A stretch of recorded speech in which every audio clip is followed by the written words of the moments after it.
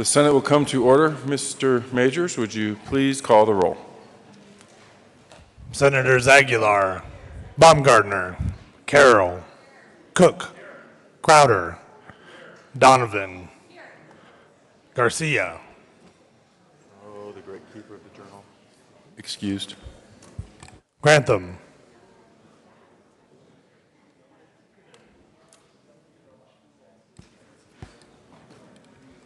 Grantham.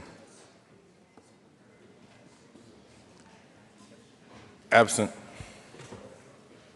Guzman, Heath, Hill, Hodge, Holbert, John, Johnston, Jones, Kafalis, Kerr, Lambert, Lundberg, Marble, Martinez-Humanic. Excused. Merrifield, Neville, Newell, Roberts, Scheffel, Scott, Sonnenberg,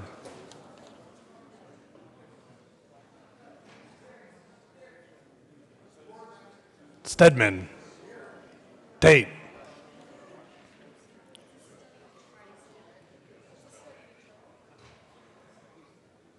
Tate,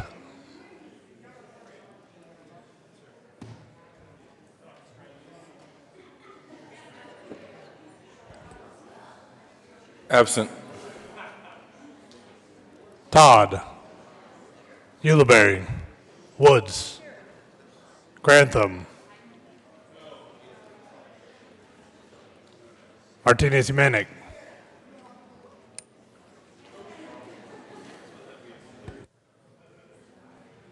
Shuffle. Where's Tate?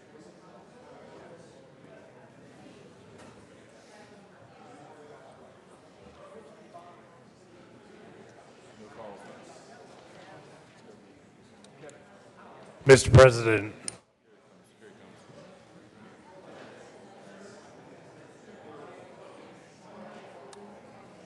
Tate,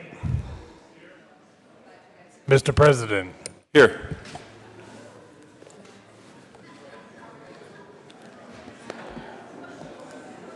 With 34 present, 0 absent, 1 excused, we have a quorum.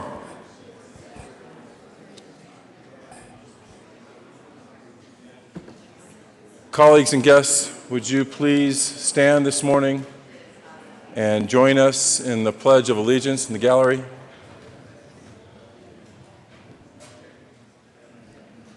Senator Donovan. Thank you, Mr. President. Please join me in the pledge. I pledge allegiance to the flag of the United States of America and to the republic for which it stands, one nation under God, indivisible, with liberty and justice for all. Senator Cook. Thank you, Mr. President. I move that the reading of the Journal of April 19th be dispensed with and 18th. Thank you. Be dispensed with and approved. Let me start over. Thank you, Mr. President. I move that the reading of the Journal of April 18th be dispensed with and the journal be approved as corrected by the Secretary. You've heard the motion. All those in favor say aye. Those opposed, no. The ayes have it. The motion is adopted and the journal is approved. Committee reports. April 18, 2016, Mr. President, the Committee on Judiciary has had consideration as at a hearing on the following appointment. Recommends the appointment be placed on the consent calendar and confirmed. Member of the Juvenile Parole Board for term expiring November 15, 2018, Margaret Burlington Wright of Pueblo, Colorado, serves as a public member not employed by the state government indicated by the resignation of David Owen Slade of Grand Junction, Colorado, appointed. April 18, 2016, Committee on Judiciary, after consideration of the Mayor's Committee, recommends the following House Bill 1059 be referred favorably to Committee on Appropriations. April 18, 2016, Committee on Judiciary, after consideration of the Mayor's Committee, recommends the following House Bill 1331 be postponed indefinitely. April 18, 2016, Committee on Judiciary, after consideration of the Mayor's Committee, recommends the following House Bill 1391 be referred to Committee of the Whole favorable recommendation with the recommendation be placed on the consent calendar. April 18, 2016, Committee on Business, Labor, and Technology, after consideration of the Mayor's Committee, recommends the following House Bill 1287 be amended as follows and as so amended before the Committee of the Whole favorable recommendation with the recommendation be placed on the consent calendar. April 18, 2016, Mr. President, the Committee on Business, Labor, Technology has had a consideration has had a hearing on the following appointments. Recommends the appointments be placed on the consent calendar and confirmed. Members of the State Plumbing Board for terms expiring July 1, 2019. Bruce Thomas Schneider of Longmont, Colorado, serves as representative general contractors and as an unaffiliated reappointed. Noreen McMahon of Steamboat Springs, Colorado, serves as an at-large member appointed. April 18, 2016, Mr. President, the Committee on Business, Labor, Technology has had a consideration has had a hearing on the following appointment. Recommends the appointment be placed on the consent calendar confirmed. Member of the State Electrical Board for terms expiring July 1, 2018. James Edward Dent of Wheat Ridge, Colorado, serves as an electrical contractor who has a master's license reappointed. April 18, 2016, Committee on State Veterans and Military Affairs, after consideration of the Mayor's Committee, recommends the following. Senate Concurrent Resolution 3 be postponed indefinitely. April 18, 2016, Committee on State Veterans and Military Affairs, after consideration of the Mayor's Committee, recommends the following. Senate Concurrent Resolution 1 be postponed indefinitely. April 18, 2016, Committee on State Veterans and Military Affairs, after consideration of the Mayor's Committee, recommends the following. House Bill 1396 be postponed indefinitely. April 18, 2016, Committee on State Veterans and Military Affairs, after consideration of the Mayor's Committee, recommends the following. House Bill 1354 be amended as follows and as so amended before the Committee of the Whole. Favorable recommendation.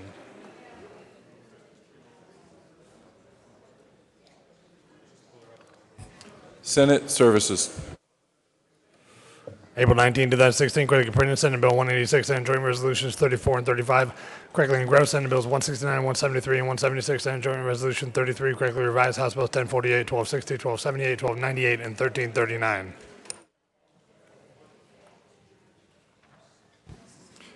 Third reading of the bills, consent calendar. Majority Leader Scheffel. Thank you, Mr. President. Request that House Bill 1278 be removed from the third reading of bills for final passage consent calendar and be made part of the third reading of bills for final passage calendar. House Bill 1278 will be removed from the third reading of bills consent calendar and placed at the end of the third reading of bills calendar. Mr. Majors, would you please read all of the titles of the bills on the third reading of bills consent calendar? Senate Bill 173 by Senator Heath, the Representative Becker K, considering authorization for golf carts to cross state highways in order to use the local roads authorized by a local jurisdiction. House Bill 1339 by Representatives Bucket and Jadal, Senator Baumgartner, concerning agricultural property foreclosures.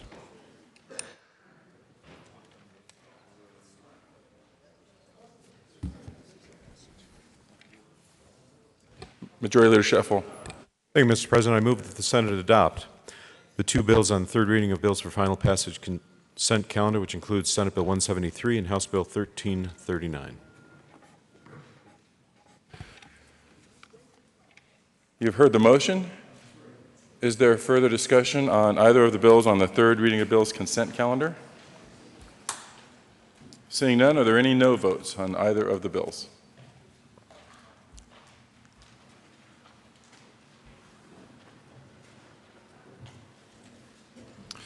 With 34 ayes, 0 noes, 0 absent, 1 excused, Senate Bill 173 is adopted. Co-sponsors. Senator Newell. Senator Todd.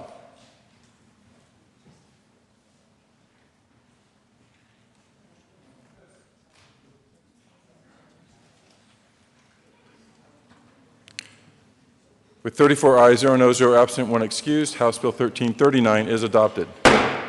Co-sponsors, Senator Woods, Senator Kafalis, Senator Scott, Senator Hodge,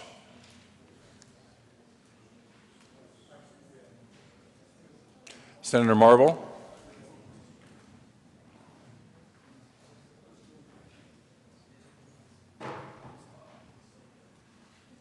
Senator Sonnenberg,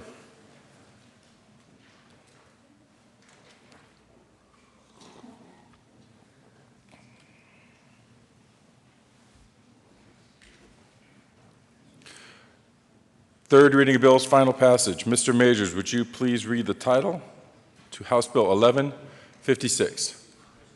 House Bill 1156 by Representatives Danielson and Salazar, Senators Donovan and Heath, concerning the prohibition of an action against an employee for sharing wage information.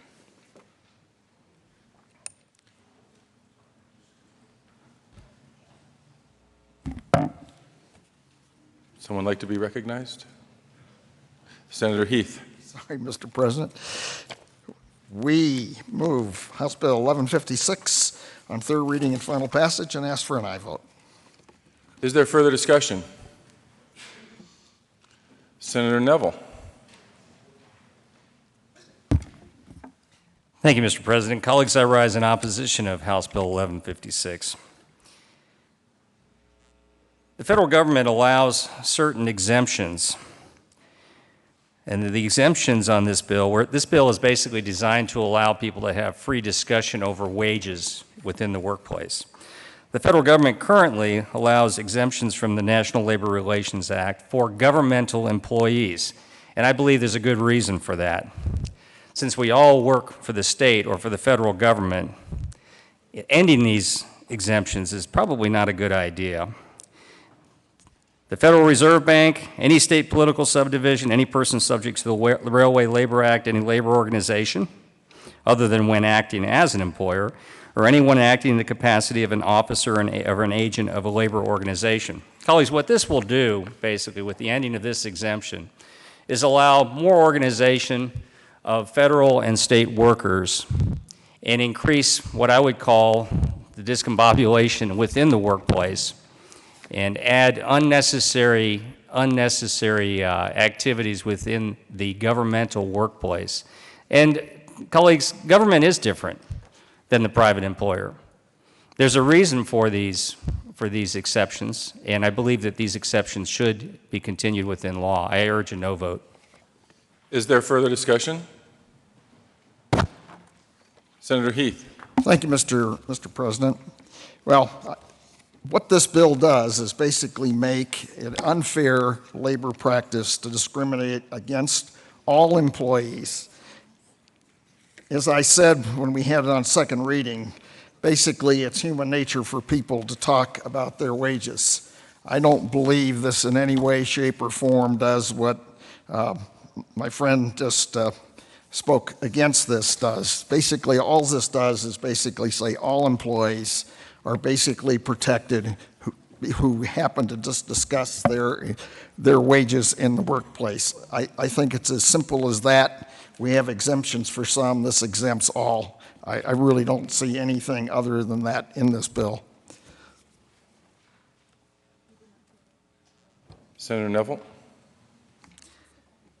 Thank you, Mr. President. Colleagues, if there is anywhere where there are more protections ingrained for workers than anywhere else, it is in the governmental workplace. There are a number of statutes, there are a number of safeguards already in place. Those have been put there for various reasons, but we're not putting in a situation where we're looking and saying these workers are not protected unless this bill passes. There's another reason for this bill, I believe, and I'll let you decide what that might be, but I don't believe this adds extra protection for those workers. If I'm in a workplace, I want work being done. If we're in a governmental workplace, we owe it to the taxpayers to be focused on work being done.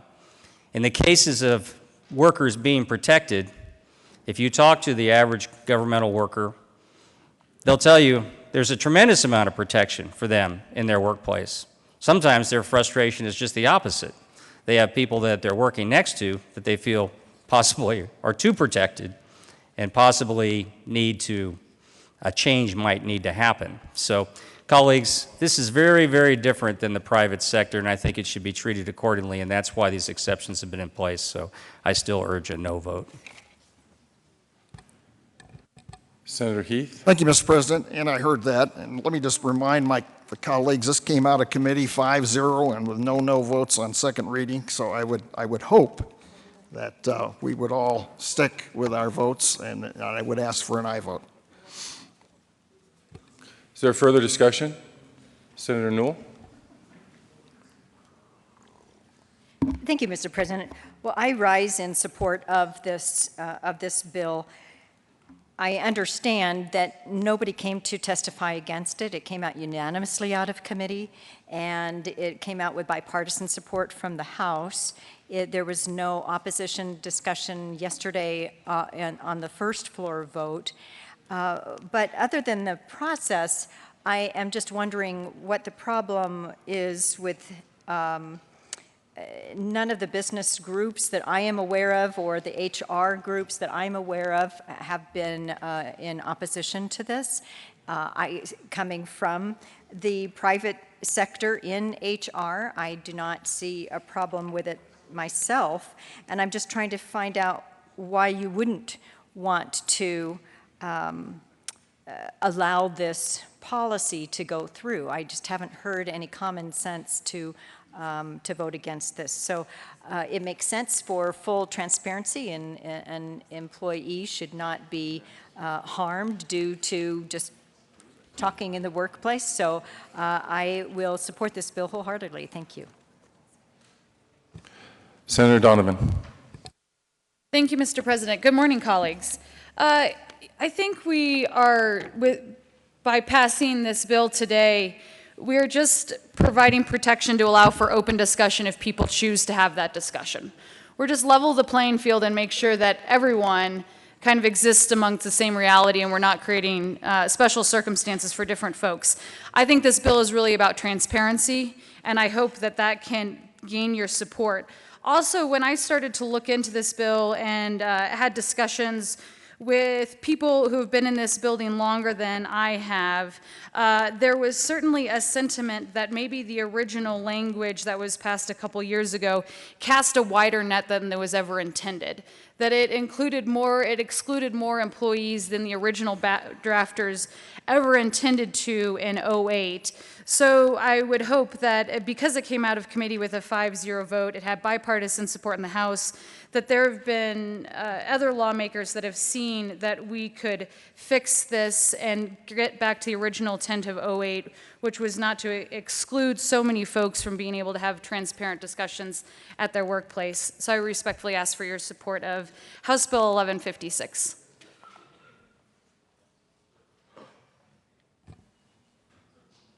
Is there further discussion?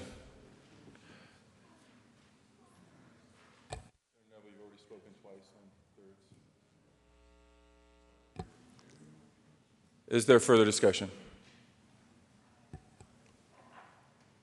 Seeing none, the motion before the body is the adoption of House Bill 1156 on third reading and final passage.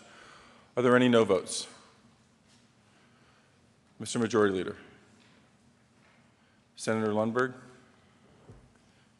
Senator Woods. Senator Crowder. Senator Baumgardner. Senator Roberts. Senator Marble. Senator Holbert. Senator Sonnenberg. Senator Lambert. Senator Cook. Senator Neville. Senator Martinez-Humenick. Senator Tate. Senator Scott. Senator Hill. Senator Grantham. Please add the President.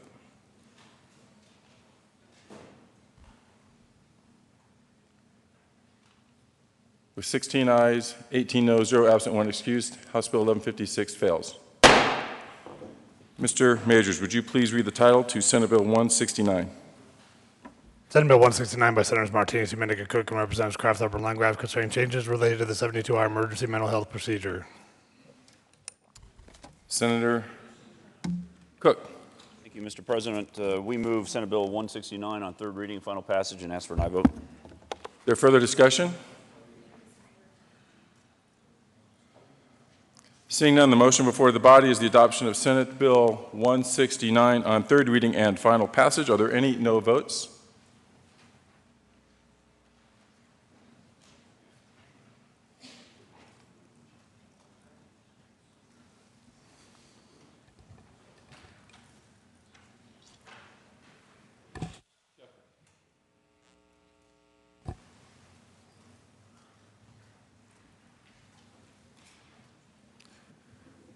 With 34 ayes, 0 noes, 0 absent, 1 excused, Senate Bill 169 is adopted. Co-sponsors.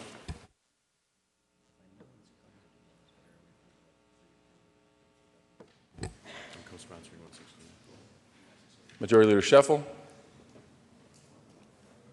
Senator Aguilar, Senator Hodge, Senator Kafalis, Senator Lundberg, Minority Leader Guzman, Senator Johnston, Senator Roberts, Senator Crowder, Senator Tate, Senator Newell, Senator Merrifield, Senator Todd, Senator Heath,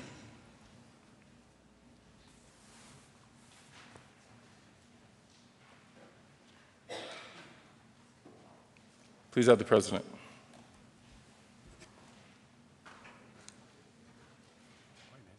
Mr. Majors, would you please read the title to House Bill 12? Majority Leader Scheffel. Thank you, Mr. President. Having voted on the prevailing side, move for immediate reconsideration of House Bill 1156.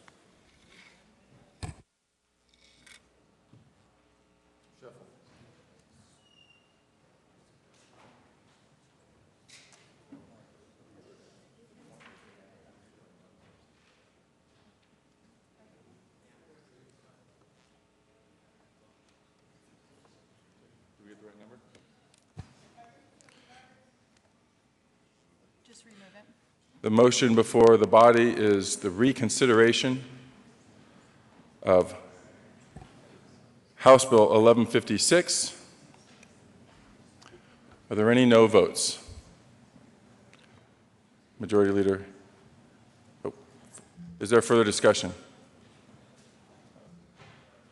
My bad. Is that why you were stirring? Seeing no discussion, are there any no votes? Majority Leader Scheffel, Senator Lambert, Senator Baumgardner, Senator Roberts, Senator Neville, Senator Marble, Senator Sonnenberg, Senator Lundberg, Senator Holbert, Senator Lambert, Senator Woods, Senator Cook, Senator Grantham, Senator Crowder, Senator Scott, Senator Baumgardner, I think I got you. Senator Martinez-Humenick. Senator Hill. Senator Tate. Please add the President. With 16 ayes, 18 noes, 0 absent, 1 excused, the motion for reconsideration fails. Mr. Majors, would you please read the title to House Bill 1260? House Bill 1260 by Representative Fields and Senators Cook and Johnston concerning extending the criminal statute of limitations for sexual assault to 20 years. Senator Johnston. Thank you, Mr. President. We move House Bill 1260 on third reading and final passage and ask for an aye vote.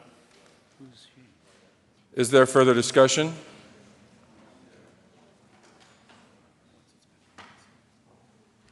Seeing none, the motion before the body is the adoption of House Bill 1260 on third reading and final passage. Are there any no votes?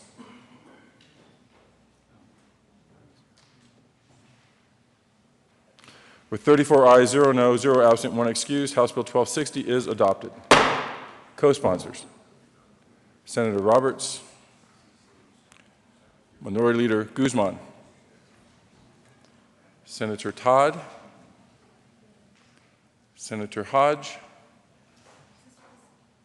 Senator Martinez-Humenick, Senator Baumgardner, Senator Newell, Senator Carroll, Senator Donovan, Senator Aguilar, Senator Kafalis, Senator Heath, Senator Kerr, Senator Scott, Senator Jones,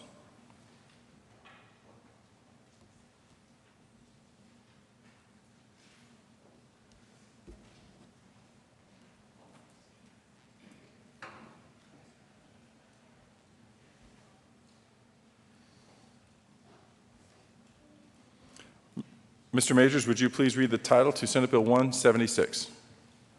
Senate Bill 176 by Senator Neville and Representative Neville concerning the governor's authority to restrict the distribution of firearms during a state of disaster or emergency. Senator Neville. Thank you, Mr. President. I move Senate Bill 176 on third and final reading and ask for an aye vote. Is there further discussion? Seeing none, the motion before the body is the adoption of Senate Bill 176 on third reading and final passage. Are there any no votes? Senator Merrifield, Senator Ulibarri, Senator John, Senator Aguilar, Senator Hodge, Senator Stedman, Senator Jones, Senator Johnston, Minority Leader Guzman, Senator Heath, Senator Todd, Senator Kerr, Senator Kafalis, Senator Newell, Senator Carroll, Senator Donovan,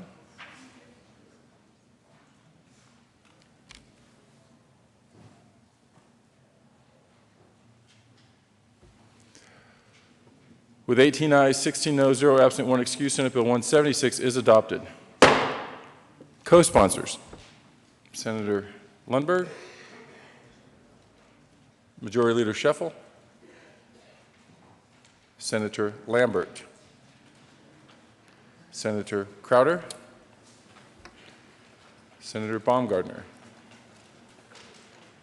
Senator Woods, Senator Marble, Senator Sonnenberg, Senator Grantham, Senator Scott, Senator Hill,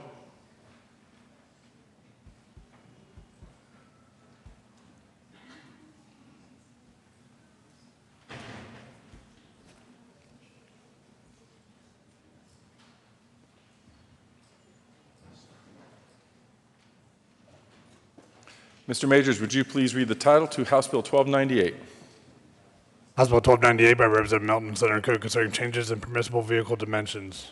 Senator Cook. Mr. President, I move House Bill 1298 on third reading and final passage and ask for an aye vote. Is there further discussion? Seeing none, the motion before the body is the adoption of House Bill 1298 on third reading and final passage. Are there any no votes? Senator Neville?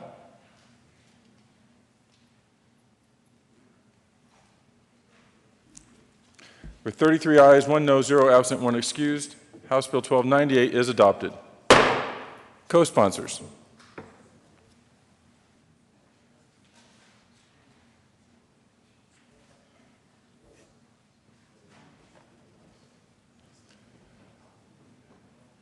Senator Scott.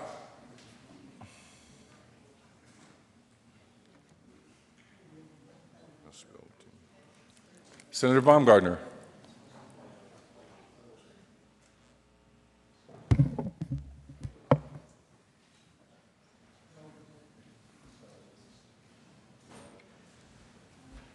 Mr. Majors, would you please read the title to House Bill 1048? House Bill 1048 by Representative Primavera, Senator Lundberg concerning modifications of the Business Enterprise Program to be administered by the Department of Labor and Employment under its authority to administer vocational rehabilitation programs. Senator Lundberg. Thank you, Mr. President. I move House Bill 1098 and ask for its favorable approval. 1048. Is there further discussion? other than the bill number? The motion before the body is the adoption of House Bill 1048 on third reading and final passage. Are there any no votes? Senator Neville, Senator Holbert, Senator Baumgardner, Senator Sonnenberg, Senator Marble, Senator Scott, Senator Hill, Senator Lambert.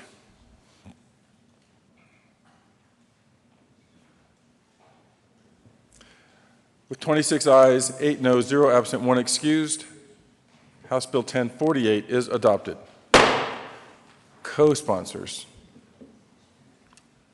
Senator Guzman, Senator Heath, Senator Merrifield, Senator Newell, Senator Kafalis, Senator Carroll, Senator Kerr, Senator Todd, Senator Martinez-Humenick.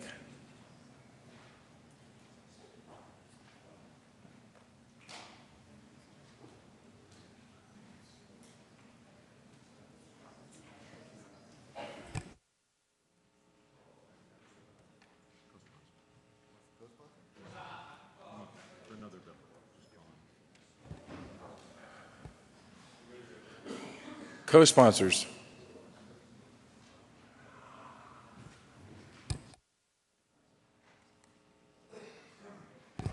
Senator Sonnenberg. Thank you, Mr. President. If it's not too late, I would like to be added as a co-sponsor for House Bill 1298, please. Senator Sonnenberg will be added as a co-sponsor to House Bill 1298.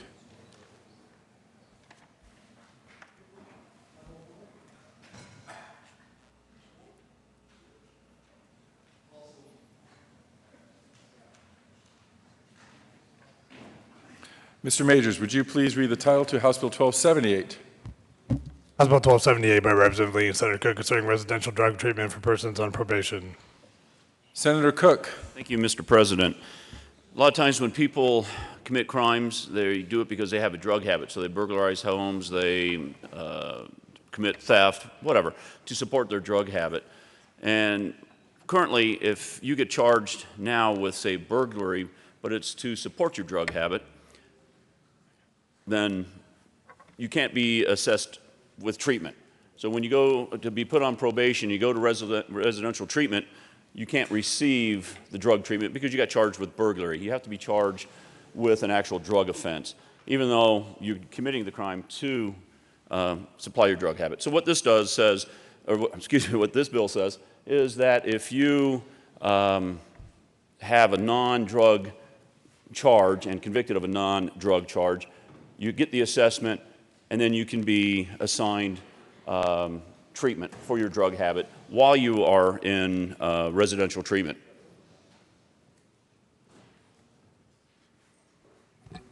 Senator Cook, a lot of times Senator needs to move his bill before he asks for folks to vote on it. Senator Cook. Thank you, Mr. President. I move House Bill 1278 and ditto repeat what I just said. Senator Neville. Save you from yourself. Thank you, Mr. President. I rise in support of House Bill 1278. Colleagues, one of the things that we have to make sure that we do is allow flexibility and allow the opportunity when we do put people in the system to get the treatment that they need, and also allow the flexibility of those involved in overseeing the system. And I think this goes for everything from sentencing on down to situations like drug treatment. But sometimes we get in a situation where we think one size fits all. But this bill, I think, does provide more flexibility for those people to actually receive that treatment that they need, and allows us to do the work we should be doing and getting those people turned around and put back into society so that they can be productive citizens again. So I fully support the bill. Is there further discussion? Seeing none, the motion before the body is the adoption of House Bill 1278 on third reading and final passage. Are there any no votes?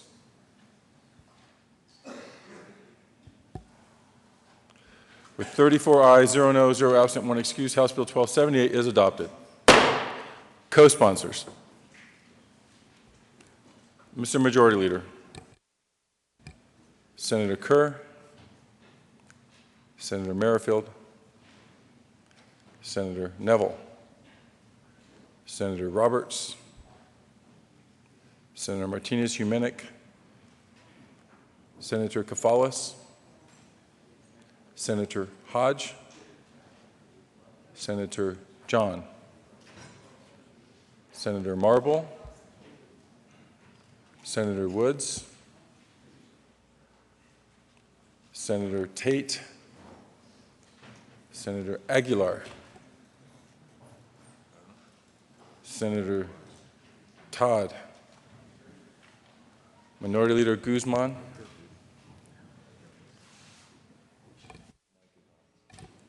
Senator Scott, Senator Heath, Senator Hill,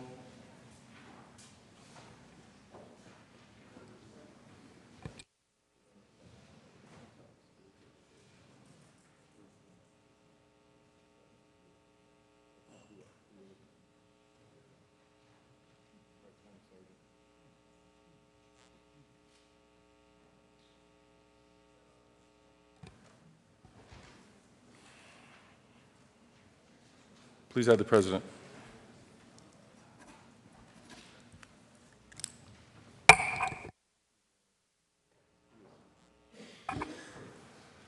General orders, second reading of bills, consent calendar. Senator Cook. Thank you, Mr. President. I move the Senate resolve itself into the Committee of the Whole for consideration of general orders, second reading of bills, consent calendar. You've heard the motion. All those in favor say aye. Those opposed, no.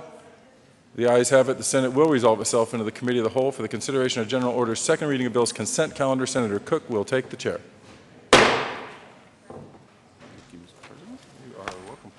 Thank you, Mr. President. The committee will come to order.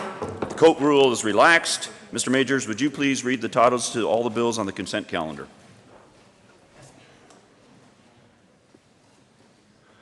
House Bill 1225 by Representative Priolo, Senator Tate, considering requirement that school districts with a certain minimum number of enrolled pupils post information online that is submitted by director candidates prior to the election. House Bill 1171 by Representatives Pedersen and Fields and Senator Woods concerning continuation of the Colorado Special Education Fiscal Advisory Committee. Senate Bill 38 by Senator Aguilar and Representative Young concerning measures to promote the transparency of community center boards in connection therewith making certain community center boards subject to the Colorado Open Records Act and to performance audits undertaken by the state auditor and making all community center boards subject to the Colorado Local Government Audit Law. Majority Leader Scheffel. Thank you, Mr. Chairman. I move that the committee adopt the three bills listed on the general order's second reading of bills consent calendar, which includes House Bill 1225, House Bill 1171, and Senate Bill 38 and its associated State Veterans and Military Affairs Committee report. Is there any discussion on any of the committee reports? The motion for the body is the adoption of all committee reports to the bills on the general orders, second reading of bills consent calendar. All those in favor say aye. Those opposed say no. The ayes have it, and the reports are adopted. Is there any discussion on the bills listed on the general orders consent calendar? Seeing none, the motion before the body is the adoption of all the bills on general orders second reading consent calendar. All in favor say aye. Opposed no. Ayes have it, and the bills are adopted. Majority Leader Scheffel. Thank you, Mr. Chairman. I move the committee rise and report. The motion for the body is the committee to rise and report. All in favor say aye. Opposed no. Ayes have it, and the committee will rise and report.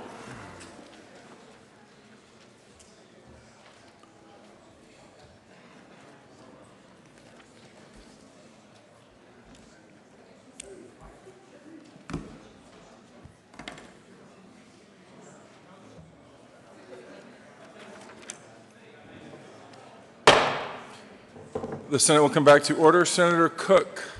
Thank you, Mr. President. The committee has met and had a number of bills under consideration. Mr. Majors, would you please read the report? April 19, 2016, Mr. President, the committee holds busy reports that under consideration the following tax bills, making second reading thereof, makes following recommendations thereon. Senate Bill 38 is amended, passed on second reading in order to engross placed on the counter for third reading and final passage. House Bill 1225, House Bill 1171, passed on second reading in order to revise to place on the counter for third reading and final passage. Senator Cook. Thank you, Mr. President. I move for the adoption of the report. Is there further discussion? Seeing none, are there any no votes? With 34 ayes, 0 noes, 0 absent, 1 excused, the report of the Committee of the Whole is adopted. Senate Bill 38 is amended, passed on second reading, and ordered engrossed and placed on the calendar for third reading and final passage. House Bill 1225, House Bill 1171, passed on second reading and ordered revised and placed on the calendar for third reading and final passage. General orders, second reading of bills, Senator Cook. Thank you, Mr. President. I move that the Senate resolve itself into the Committee of the Whole for consideration of general orders, second reading of bill calendar. You've heard the motion. All those in favor say aye. Those opposed, no. The ayes have it. The Senate will resolve itself into the Committee of the Whole for the consideration of general orders, second reading of bills. Senator Cook will take the chair.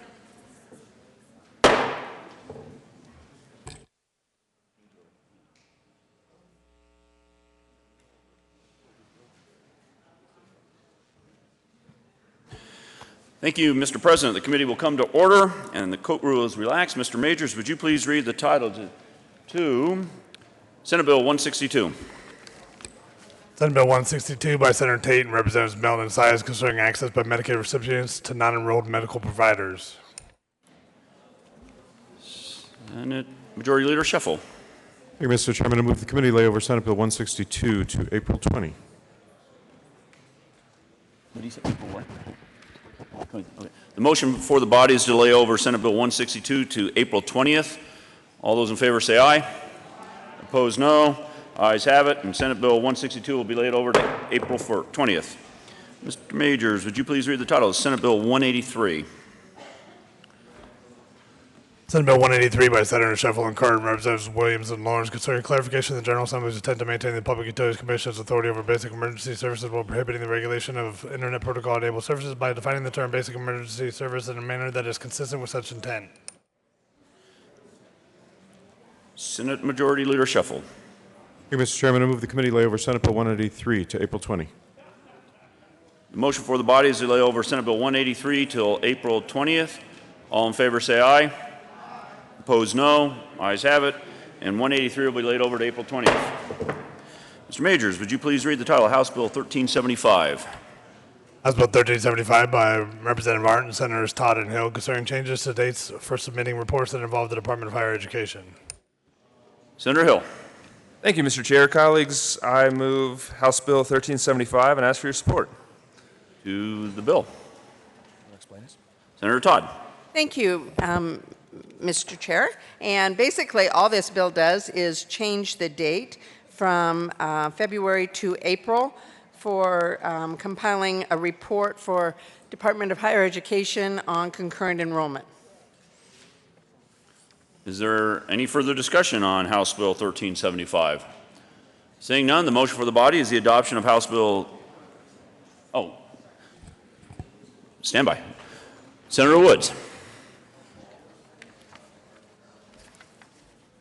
Thank you, Mr. Chair. Colleagues, I rise in opposition to this bill based on the fact that I think I brought the wrong. Okay, I brought the wrong bill to the well with me, but I do believe that there are some 3-year terms now. Instead of every year, we're going to get the reports back on the. It is the wrong bill? Yeah. Can I just withdraw my comments? The comments are withdrawn. All right, any other discussion on 1375? Seeing none? Okay. Senator Woods. Thank you. I do have the right bill folder in my hands now, and it is the right bill, so I apologize for the confusion here. I rise in opposition to this bill because on page 3 of the bill, we're moving these reports to every 3 years instead of every 1 year, and I just have some concern about the internet security, the reports, the data privacy, all of this just being spread out over 3 years instead of being reported to us once a year. So that is my concern. We tried to amend it in the committee, and that was unsuccessful. So I'm in opposition because of that. Any further discussion from the gallery or from the floor? No further discussion. All righty then. The motion for the body is the adoption of House Bill 1375. All those in favor say aye. Opposed, no. The ayes have it, and 1375 is adopted. Mr. Majors, would you please read the title of House Bill 1101? House Bill 1101 by Representative Young and Senator Lundberg concerning medical decisions for unrepresented patients. Senator Lundberg.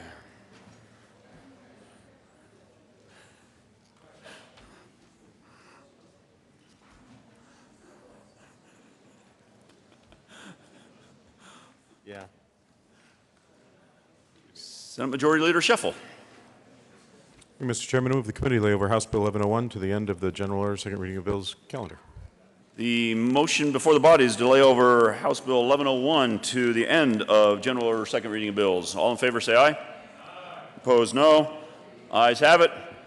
And House Bill 1101 will be laid over to the end of second reading of bills. Mr. Majors, would you please read House Bill 1336? House Bill 1336 by Representatives Hammond and Reagan, Senator Donovan concerning the creation of a single geographic rating area for health insurers to use when establishing rates for individual health insurance plans. Senator Donovan. Thank you, Mr. Chair. I move House Bill 1336 and the committee report. To the committee report of the Health and Human Services. Thank you, Mr. Chair. This committee report added an additional person to be notified of the results of the study that this bill requests. Okay, the motion for the body is the adoption of Health and Human Services committee report. All in favor say aye. Opposed, no. Ayes have it, and the committee report from Health and Human Services is adopted. There is an amendment on the desk. Mr. Majors, would you please read L008?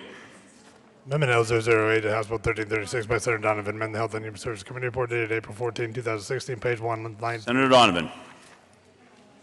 Thank you, Mr. Chair. I would like to move L008. Okay, to the amendment. Thank you, Mr. Chair. There was some discussion in committee, and I made a commitment to follow up on that discussion when we did second reading. And this is to make sure that when this study is completed as required by the bill, that then the report shall be presented to the legislative committees.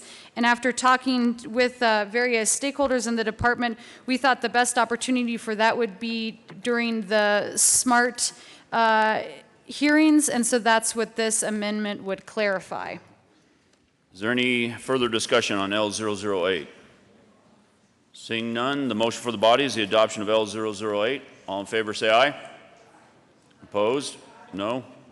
Ayes have it, and L008 is adopted. To the bill, Senator Donovan. Okay. Thank you, Mr. Chair. Our region was ranked as the most expensive health care in the market, in the entire country a couple years ago. And I guess I should clarify when I say our region, specifically the mountainous areas of Colorado. And what was tough about this is we didn't know why. The middle class is being priced out of quality health care in my district and beyond. So we need to continue to work towards bringing affordable health care to all of our communities. and see if we can eliminate regional disparities. In committee, we heard extensive testimony, including from 6 county commissioners from Garfield, Gunnison, Lake, Pitkin, Summit, and Eagle. The testimony was overwhelming and convincing and really told the complete story of what high health care costs mean to my constituents. Additionally, a citizen started a petition that in a short time has gathered over 146 pages of signatures asking for support of this bill. And this bill would simply require the Commissioner of Insurance to conduct a study to determine the impacts of establishing a single geographic area. Let me restate this. This bill only requires the department to conduct a study. And the reason we want a study to be conducted because over the past handful of years, we have been trying to figure out what is driving healthcare costs and solutions that could be proposed. And it has been like shouting these questions into a black box. We have not been able to get answers from anyone that's involved in this field as to why we might be seeing these costs and what possible solutions have. So we know that we have an effect, but we have a severe lack of objective information on the cause. Things just don't quite add up. And we would love to just be able to get the data to figure out the why. That is why I would respectfully ask for your support on this bill this morning. Thank you. Senator Lundberg. Thank you, Mr. Chair. It is true that this passed out of committee on a vote of 4-1, and I'm the one. And this is why. Because it's actually a little simpler than maybe is presented. Yes, there are a lot of big questions as to why medical costs are so sky high everywhere. Therefore, in an attempt to at least regionalize the costs of medical insurance, we have the state divided into 9 separate regions, and the pricing for medical insurance is pegged to the local costs in those regions. For example, there's a region in the Denver metro area with many of the surrounding counties. Boulder County is its own region. Weld County is its own region. Larimer County, which I represent a good deal of, is its own region. There are 2 regions over on the western slope, one around the Grand Junction area and the other one comprising the rest of the area. And the list goes on. Why is it handled this way?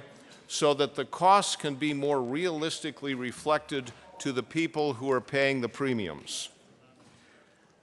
This bill is to look into erasing all of those distinctions and creating a single rating mechanism or area for the entire state. I voted no on a couple of reasons. Here's the first one, and that is representing Larimer County. I know what this will do if this is actually implemented, and we do create a single region, and that is the medical premium costs for the people in Larimer County will go up because it is not the most expensive area in the state. It's high enough. It's far too high. And those who came and testified in favor of the bill gave a very strong and persuasive argument that medical costs and the resulting insurance premiums are too high. There's no question, they are too high. And that rang through loud and clear. But to simply take those costs and shift them around the state isn't going to fix the problem. The problem has to do with the government being too much involved in the the pricing of medical services in the first place.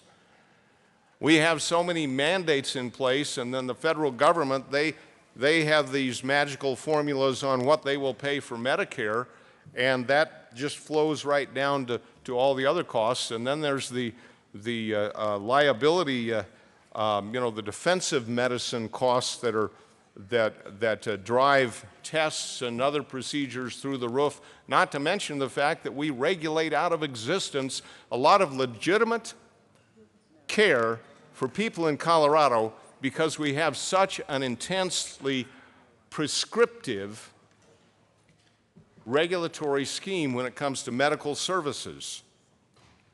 You know, you ought to try getting sick for a period of years and go find out that, you know, hit the brick walls as far as what your allopathic doctor will do for you, and then start looking around further and discover that there are a whole lot of other solutions out there, but we, the people, in the form of our government, have regulated them virtually out of existence.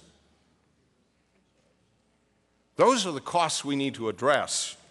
No, I do not support this bill because it's a false assurance. It's kicking the can down the road on what will really address the medical cost issues for the people of Colorado. And I regret that this legislation, which feels so good, will actually have a deleterious effect because it will prevent us from asking the tough questions sooner. Somehow, if we can study this for a year and then maybe we can turn it all into a single rating system for the state, that will have a cure. No, it won't, but it'll waste a tremendous amount of time talking about things that just aren't the real point of the matter. I'm a strong no on this bill. It is not in the best interest of the people in my district, and indeed it is not in the best interest of anyone in the state of Colorado. Senator Martinez-Humenick. Thank you, Mr. Chair. I did support this in committee, and I'm going to tell you why.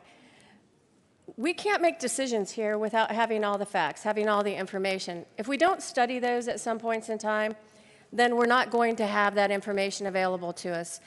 So this is for a study to find out why there are the disparities, the gaps, and the problems with regards to insurance across the state. And very oftentimes, our rural areas and our mountain areas are hit hardest with the types of premiums that they have to pay that are very similar or even more expensive than what we have to pay in the urban areas. When they're getting billed higher rates for their health care, and we in the urban areas are getting lower rates for our health care, there is a disparity and there is a problem.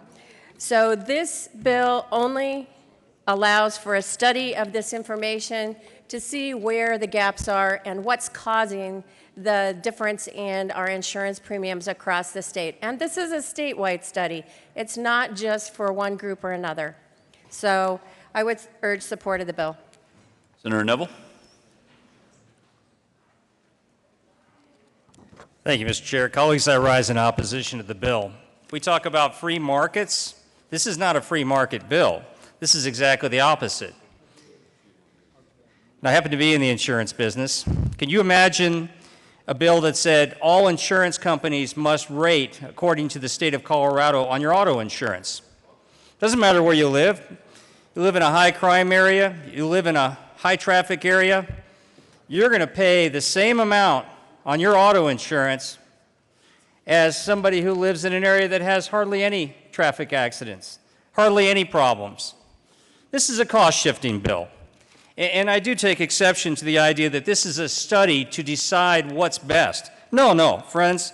This is a study that says the commissioner shall conduct a study to determine the impacts and viability of establishing a single geographic area consisting of the entire state for use in determining premium rates.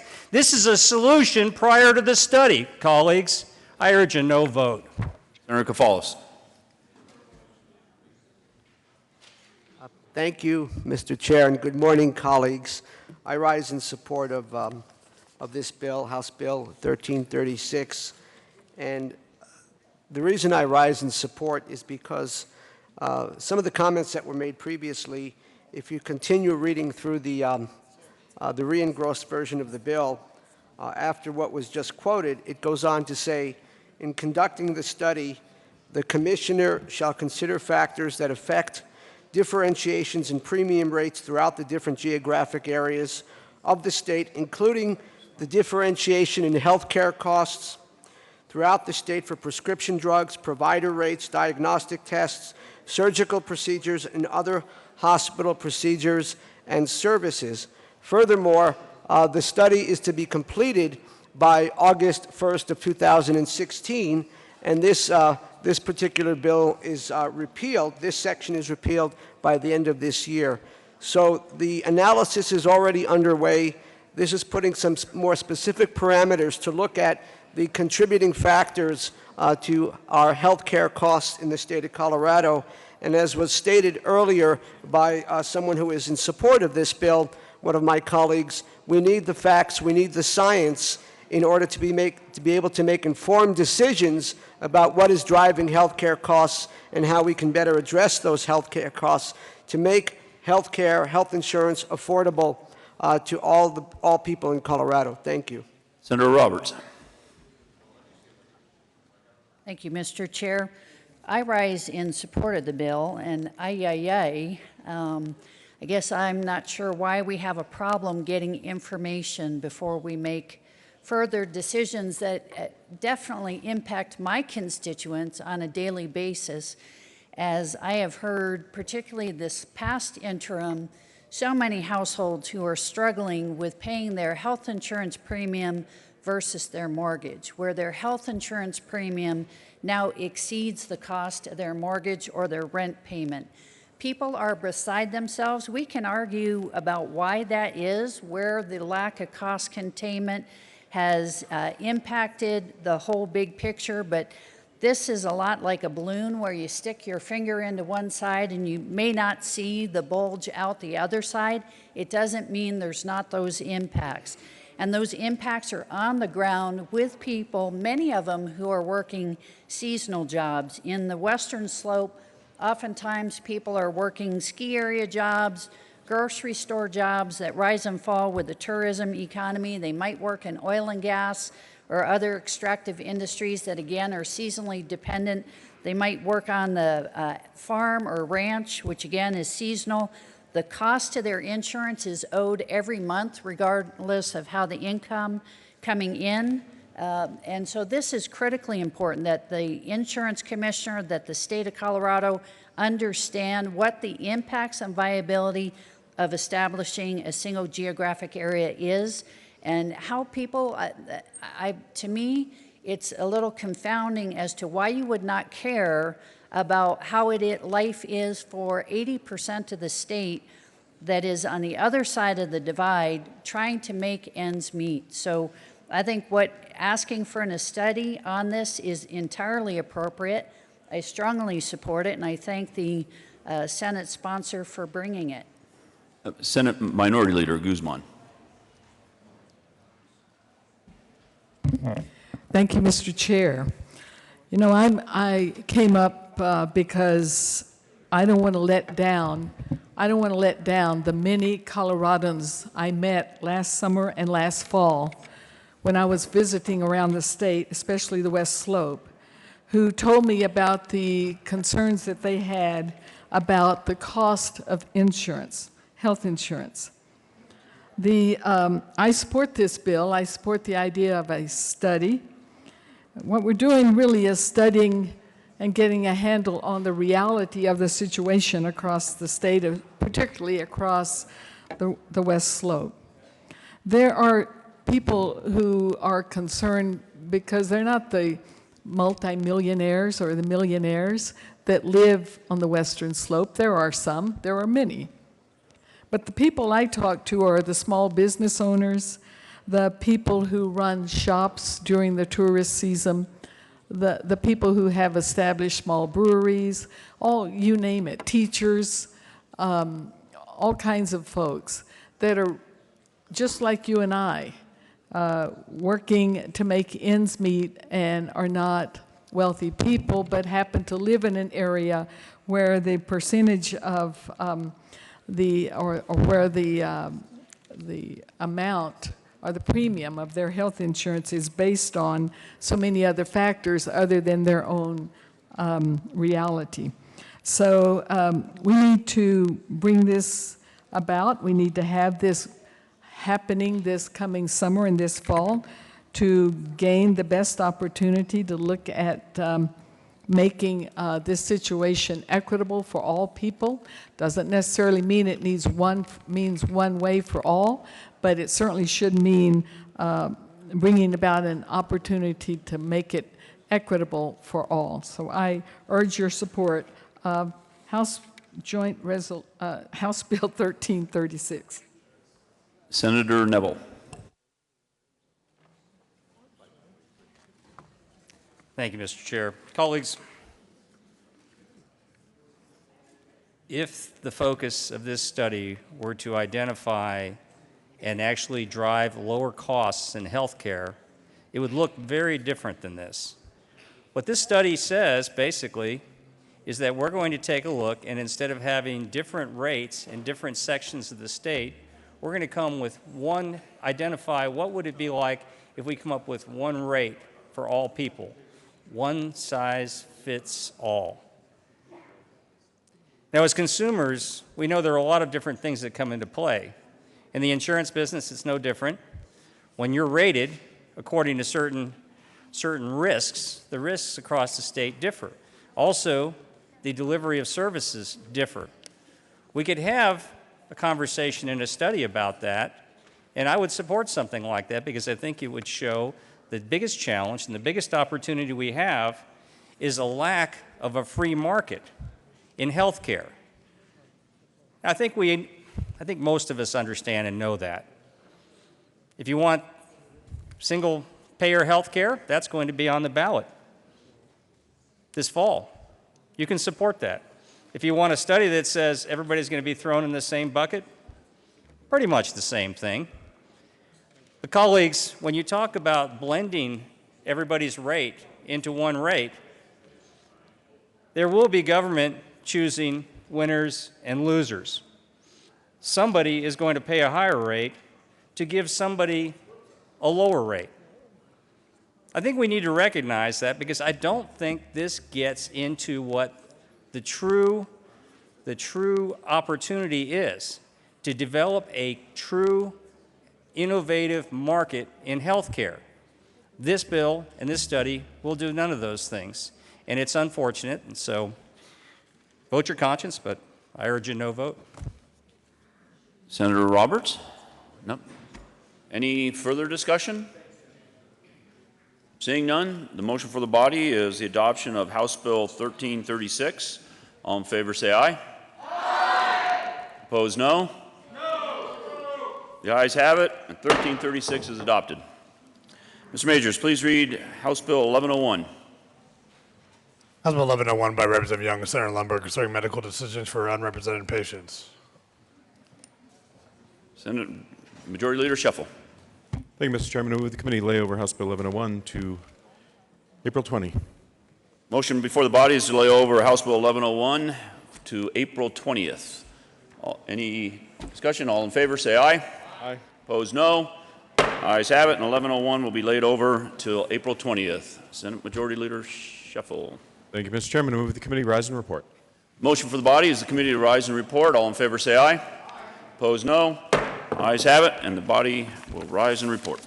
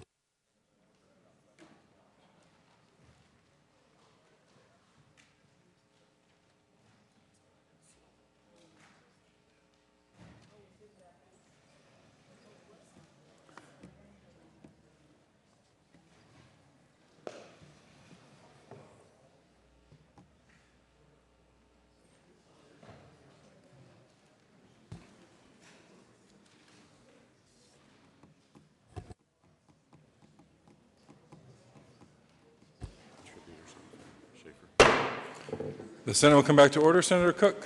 Thank you, Mr. President. The committee has met and had a number of bills under consideration. Mr. Majors, would you please read the report? April 19, 2016, Mr. President, the committee whole basic reports out of consideration of the following tax bills being a second reading, therefore makes following recommendations are on House Bill 1375 and House Bill 1336 as amended, passed on second reading in order revised, placed on the counter for third reading and final passage. Senate Bill 162, Senate Bill 183, and House Bill 1101 later until April 20th, 2016, retaining their place on the calendar. Senator Cook. Thank you, Mr. President. I move for the adoption of the report. You've heard the motion. Is there further discussion? Seeing none. Are there any no votes? With 34 ayes, 0 noes, 0 absent, 1 excused, the report of the Committee of the Whole is adopted. House Bill 1375, House Bill 1336, as amended, passed on second reading and ordered revised and placed on the calendar for third reading and final passage. Senate Bill 162, Senate Bill 183, House Bill 1101 laid over until April 20th and retaining their place on the calendar.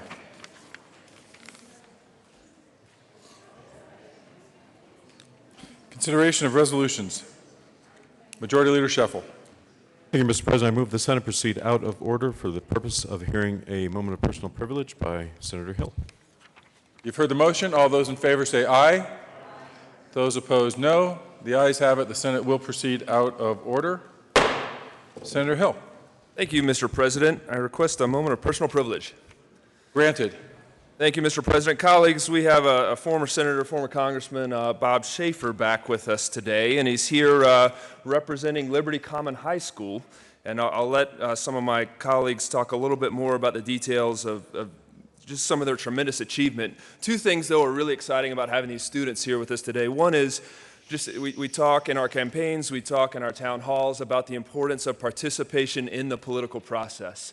And yet people still have this idea that it's communities and it's us here in this building. And so every opportunity I get, we love to have people in this building participating in the process. So we're honored to have a bunch of students here from Liberty Common High School. And one of the reasons, the second reason I'm excited to have them here, not just to see the process and to participate, see how close our constituents actually can get to what it is we're doing here, but to highlight the opportunities that school choice provides here in Colorado. Recognizing that each and every one of our students is different, they have their own strengths, weaknesses, fears, abilities, and school choice provides an alignment between teachers and students and parents to best bring out those opportunities for our children. And one size doesn't fit all, but school choice gives us an opportunity to find something that works, and Liberty Common High School has certainly hit on something that works for some of their children.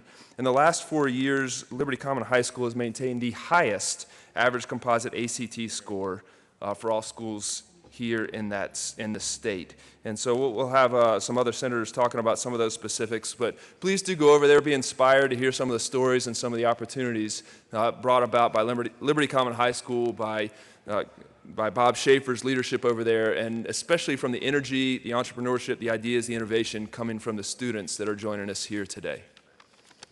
Senator Kafalis. Thank you, Mr. President. Good morning, colleagues. I simply want to add, first of all, welcome to the Liberty Common High School students. And I've met some of the students, and I can tell you that I'm very impressed by their academic acumen.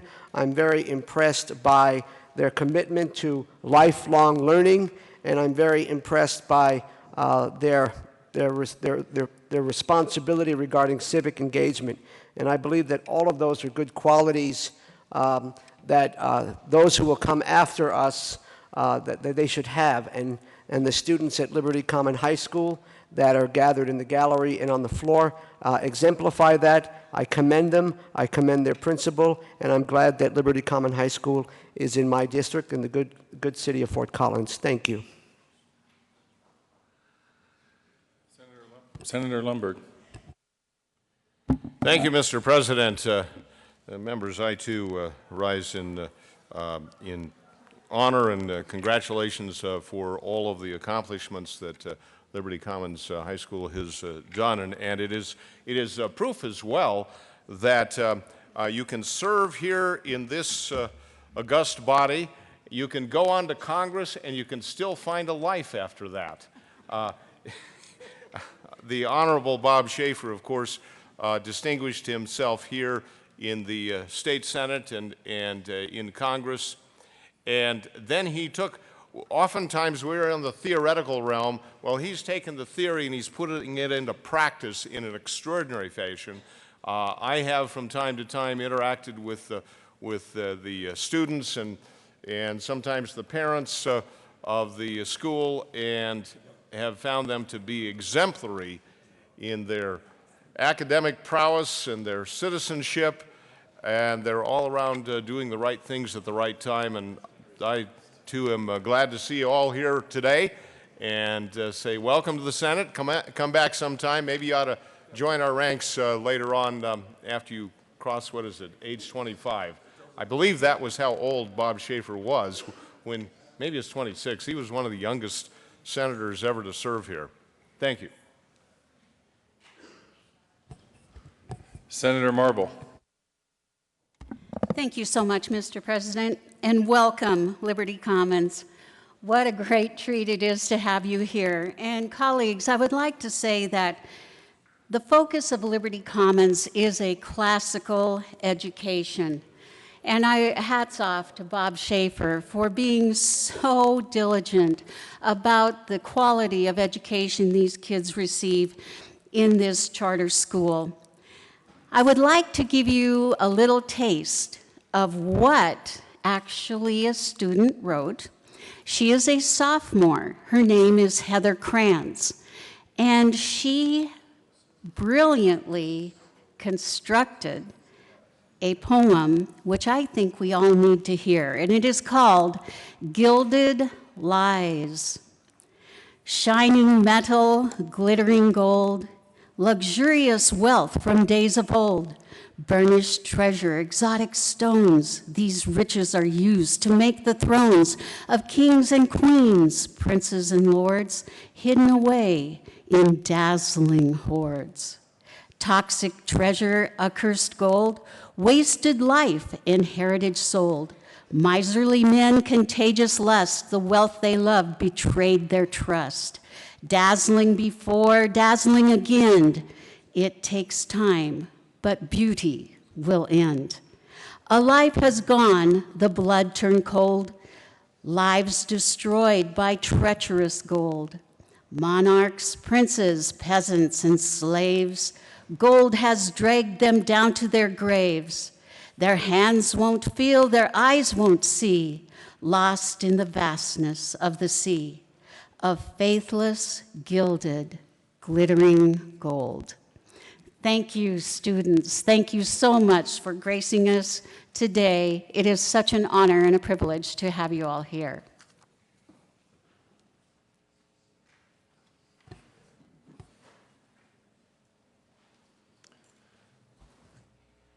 Senator Hill. Thank you, Mr. President and colleagues. Just to put a number to this, we talk about the highest composite ACT score. Liberty Common High School scored a 27.08 on a 36-point scale. Just to clarify, that's about 42 points higher than I would score if I took the ACT right now, especially on the math portion.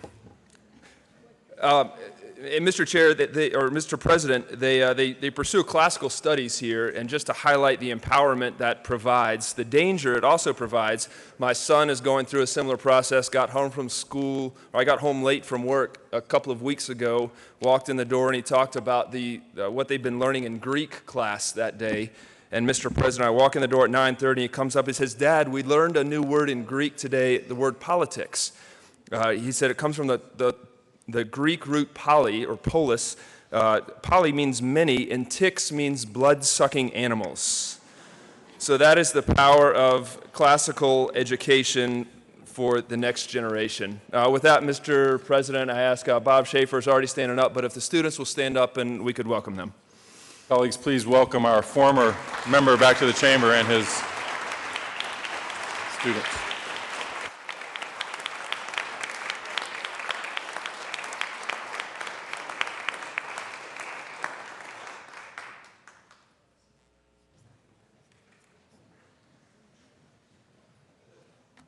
Senator Todd. Thank you, Mr. President, and may I ask for a moment of personal privilege? I think since we're headed down that road, why not? Granted. Thank you. Along with all of our students and teachers from the Fort Collins area, we thank you so much for being with us today, and Congressman Schaefer and former State Board Education member and leader, we appreciate all the efforts and leadership you have shown for education. But we also are welcomed by a group of teachers, and if you'll notice that these teachers have something very unique about them today, they all are wearing tennis shoes, and they're all brightly colored tennis shoes to call attention to fitness. They are physical education teachers and represent SHAPE Colorado. This is a group of leaders for the importance of physical education for the state of Colorado, and we know that the more active and the more fit we are, the less we need to go see the doctor, and the lower our medical bills are, and the fewer prescriptions we need to take. So please join me in welcoming a group of leaders for physical education for the state of Colorado, SHAPE Colorado.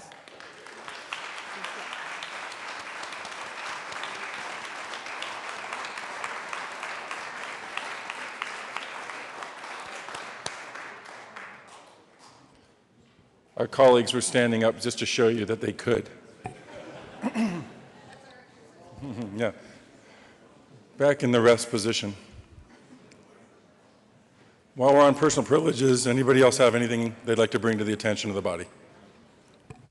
I was kidding.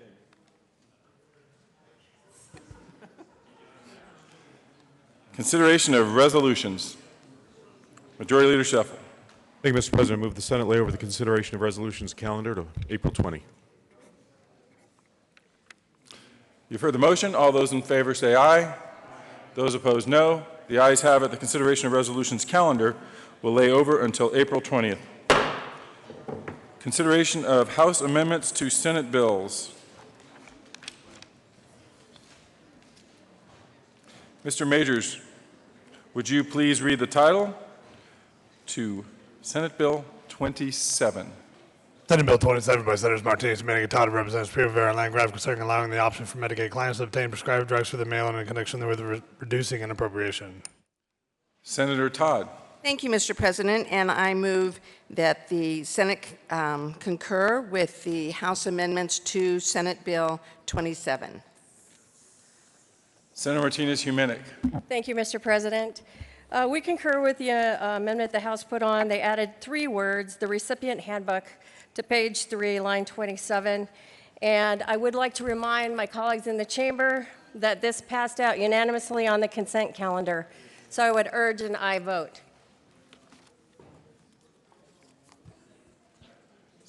Is there further discussion? The motion before the body is the concurrence with the amazing work that the House did on Senate Bill 27, all 3 words. Are there any no votes? Please include the President. With 33 ayes, 1 no, 0 absent, 1 excused, the Senate concurs with House amendments to Senate Bill 27. Senator Todd. Thank you, Mr. President, and I move for the readoption of Senate Bill 27 and ask for an aye vote. Is there further discussion? Seeing none, the motion before the body is the readoption of Senate Bill 27. Are there any no votes?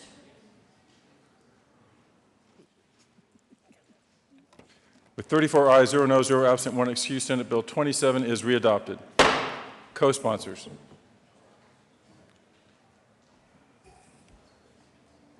Senator Woods, Senator Baumgartner, colleagues, most of you are on there. Senator Tate, now you are.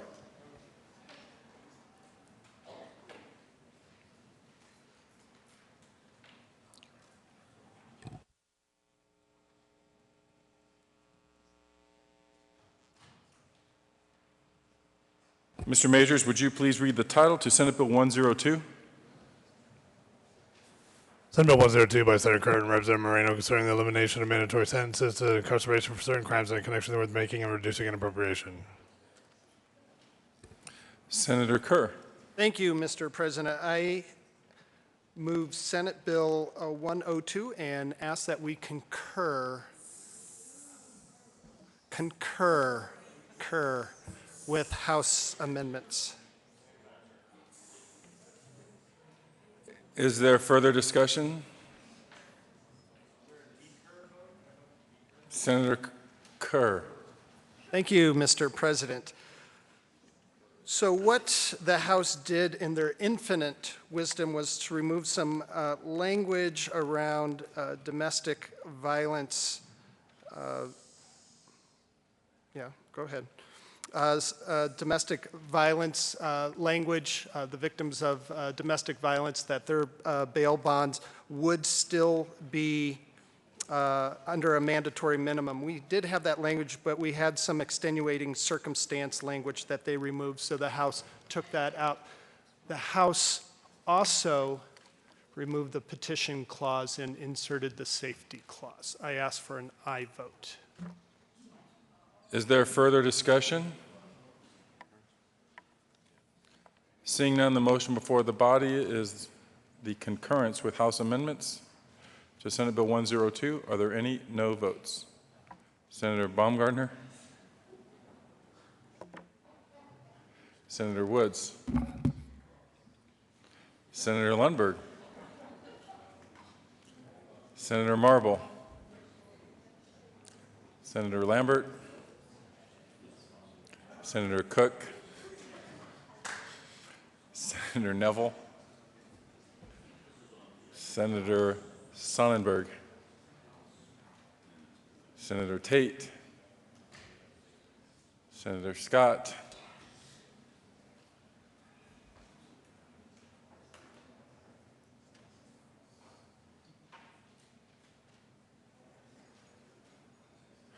With 24 ayes, 10 noes, 0 absent, 1 excused, the Senate concurs with House amendments to Senate Bill 102.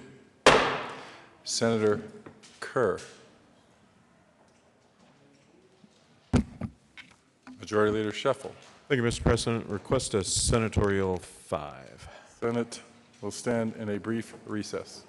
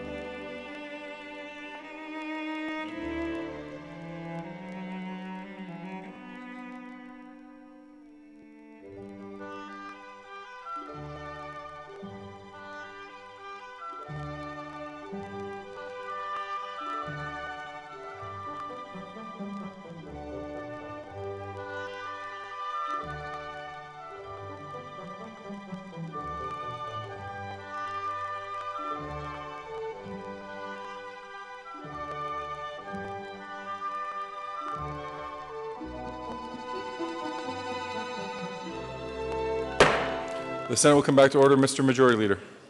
Thank you, Mr. President. I move the Senate lay over Senate Bill 102 to April 20.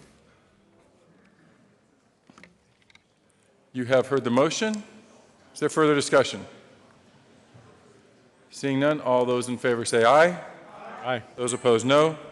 The ayes have it. Senate Bill 102 will lay over until April 20th. Consideration of House adherence.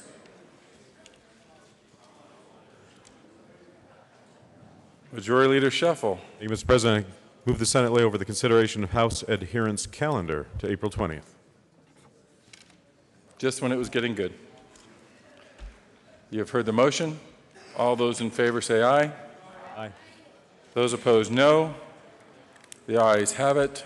The consideration of House adherence to House Bill 1183 will lay over until April 20th. Consideration of Governor's Appointments Consent Calendar. Mr. Majors, would you please read the appointments? Members of the Board of Trustees of the University of Northern Colorado, effective December 31st, 2015, for term expiring December 31st, 2019. Paul E. Washington of Boulder, Colorado, Democrat, reappointed. Kevin Walter Aaron of Morrison, Colorado, a Republican, reappointed.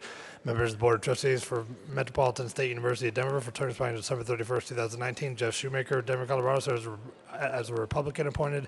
Wendy J. Dominguez of Littleton, Colorado, serves as a Republican, appointed. You can do it from down here.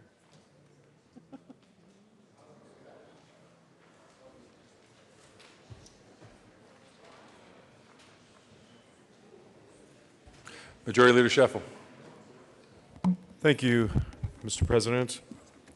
I move that the Senate confirm the governor's appointments detailed on the consideration of governor's appointments consent calendar, which includes members of the Board of Trustees for the University of Northern Colorado and members of the Board of Trustees of Metropolitan State University of Denver. Is there further discussion? Seeing none, are there any no votes on any of the appointments?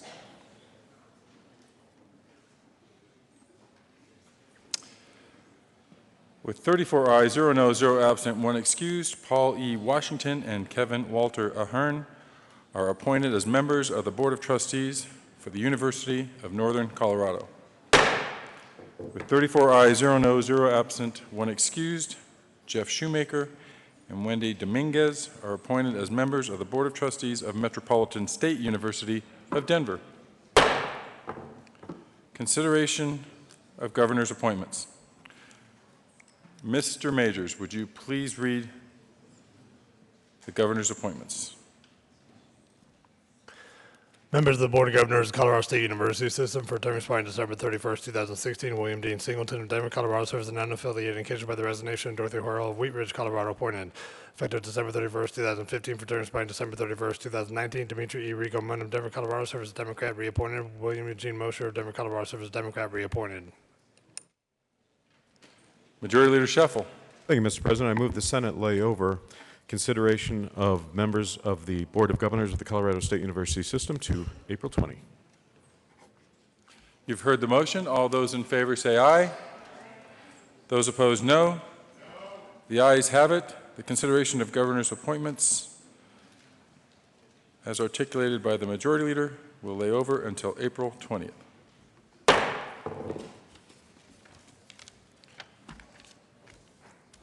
Mr. Majors, would you please read the appointments of the members of the Charter School Institute Board? Members of the Charter School Institute Board for term expiring July 1st, 2017. Anthony Scott, who is of Longmont, Colorado, serves as a member with experience as a board member or founder of a charter school, experience as a public school administrator with experience working with charter schools or other board or public service experience, and as Democrat, reappointed for term expiring July 1st, 2018. Curtis Matthew Indorf of Denver, Colorado, serves as a member with experience as a board member or founder of charter school, experience as a public school administrator with experience working with charter schools, other board or public service experience, and as a Democrat, appointed. Senator Hill. Thank you, Mr. President. I move for the appointment of Anthony Scott Lewis and Curtis Matthew Indorf to the CSI Board. Is there further discussion? Seeing none, are there any no votes? Senator Merrifield.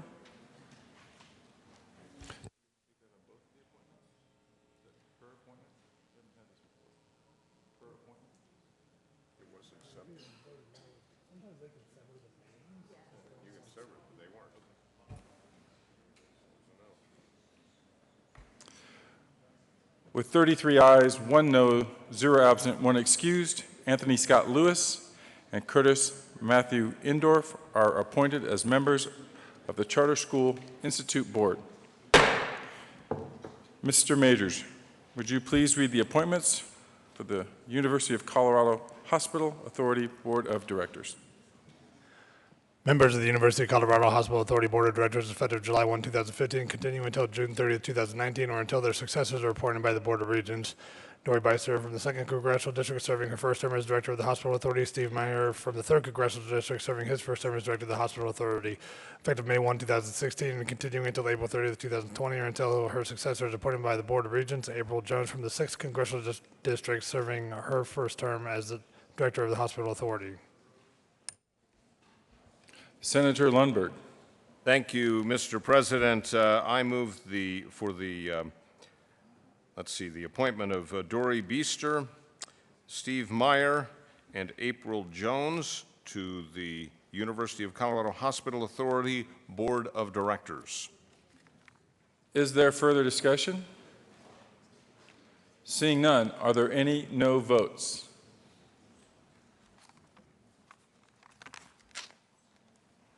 With 34 ayes, 0 no, 0 absent, 1 excused, Dory Beister, Steve Meyer, April Jones are appointed as members of the University of Colorado Hospital Authority Board of Directors.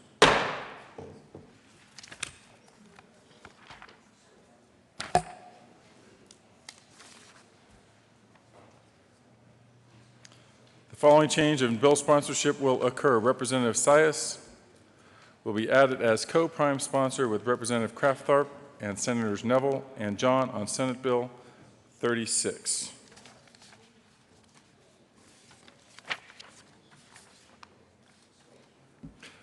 Announcements.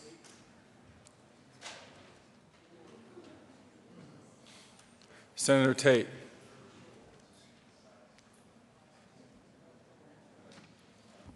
Thank you, Mr. President. Good morning, members. On your desk this morning, you received a flyer announcing a little debate that's going to be happening on Friday. My very good friend, Representative Willett, and my almost as good friend, Representative Tyler, have initiated a debate about global climate change, basically. The debate is mostly true or mostly false. This premise, the climate is changing, we're causing it, and it's a big problem, and we can do something about it. Dr. Jay Lehrer from the Heartland Institute will be debating against Professor Scott Denning, and they'll be covering all 3 components of that premise. Should be very interesting. The debate is Friday at noon in room 271.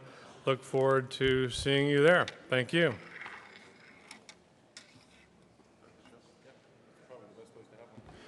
Senator Holbert. Thank you, Mr. President. Members, I was informed by our friends at the Colorado Bankers Association that representatives of First Bank have their day at the Capitol today. And if you have an opportunity to meet with constituents who might be employees of First Bank, I ask you to please take time to talk with them and understand the issues of their industry and enjoy meeting them here at the Capitol. Further announcements? Senator Lundberg. Thank you, Mr. President. I ask for a moment of personal privilege. Granted. Thank you, Mr. President. Members, a gentleman who was a constituent in my district and really world-renowned for his meteorological studies, Dr. William Gray, passed away a few days ago. He was 86. He was a man who distinguished himself in so many ways. He was the hurricane expert for decades. And he also, after he retired from as a full professor at Colorado State University, he remained active to the end of his days, working on areas of, that he was most concerned about. And I believe that it's appropriate that we just spend a moment in remembrance of this contribution of this great American and great member of Colorado and faculty member at Colorado State University. So I appreciate your kind attention and just ask for a moment of personal a moment of silence. Colleagues, would you please join in a moment of silence?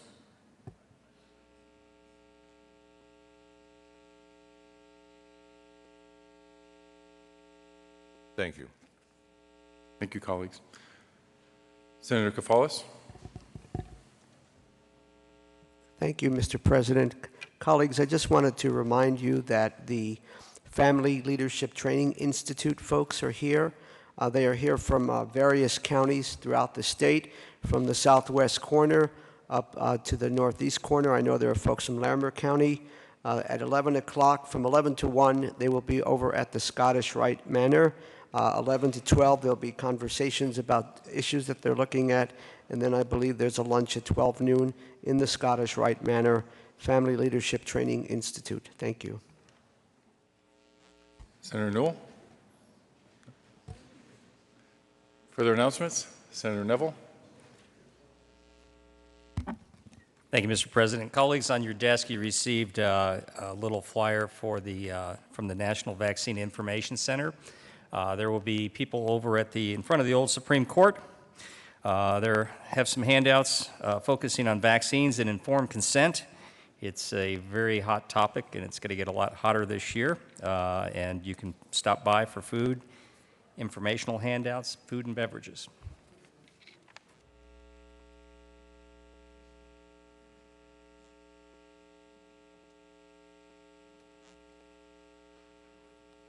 Senator Lundberg. Thank you, Mr. President. Members, committees will be meeting as scheduled, except Senate Bill 146 will be not heard in Senate Judiciary today. Further announcements? Senator Scheffel. Thank you, Mr. President. Colleagues, we are going to leave the desk over, so in a moment the motion will be to recess as bills continue to pour over from the House. If you find yourself in need, there's a doctor in the building. Dr. Hartman has graciously agreed to assist us in our ailments in the building today. So if you want to see him, feel to do so. And you'll notice the screen has been lowered. Interest has been expressed by those on this side of the aisle and on this side of the aisle to watch the film. So, colleagues, if you haven't seen that, you might want to wait around and watch it. With that, Mr. President, I move the Senate recess to 1 p.m. this afternoon. And the renovation film will be followed by Groundhog Day. The motion is to recess until 1 p.m. All those in favor say aye. Those opposed, no. The ayes have it. The Senate will be in recess until 1 p.m.